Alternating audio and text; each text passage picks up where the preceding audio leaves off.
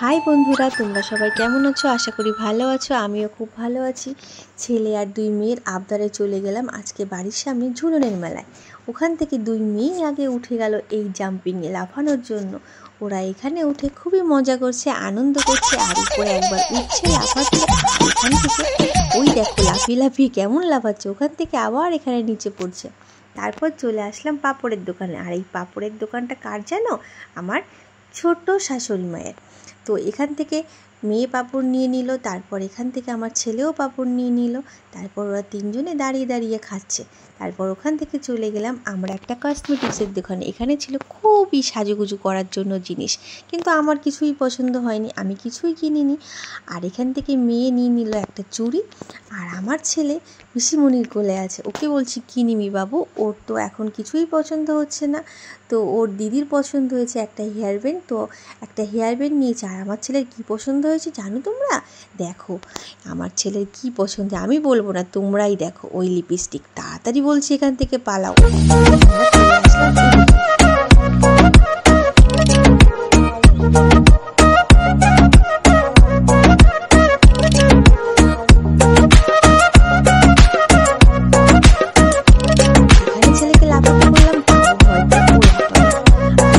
আকর্ষণ ছিল ঝুলন মেলার এই রাধাকৃষ্ণ।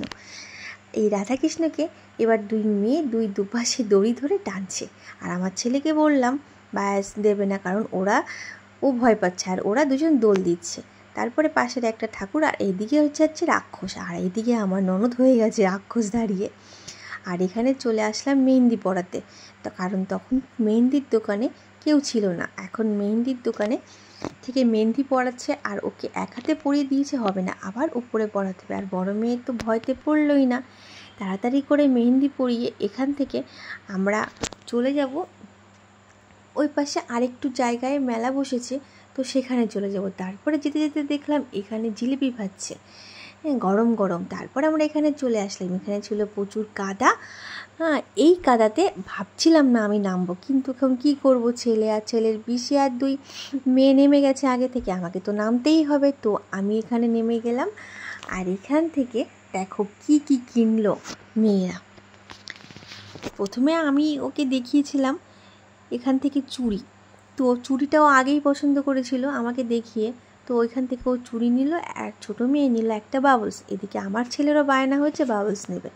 ওকে বললাম কি বাবলস নিবি? Green colour? না, গ্রিন কালার ও নেবে না, কারণ ও বলতে পারছে না কালারের নাম, ওখান থেকে দেখাচ্ছে। তাই ওই কাকিমার হাতে ছিল অনেকগুলো বাবলস। আমি ওই কাকিমাকে বললাম কাকিমা আমার ছেলেকে বাবলসগুলো দেখাও, ও বেছে নিল। তো ওর পছন্দ হলো ওই পিঙ্ক কালার। ও ওই পিঙ্ক কালারটা নিল, খুবই খুশি। দেখো কি করছে। এখান থেকে তাড়াতাড়ি করে আমরা বেরিয়ে বাড়িতে যাব। আর যাওয়ার পথে ওর পিসির চোখে পড়লো পান, কারণ ওর পিসি পান ছাড়া তো বাঁচতেই পারে না। তো এখান থেকে নিয়ে নিল পান। তারপর গেলাম চাউমিনের দোকানে। আর এই চাউমিনের দোকানটা ছিল পুরোটাই ফ্রি খাওয়া দাওয়া, কারণ ওটা ছিল ওর বাবার দোকান।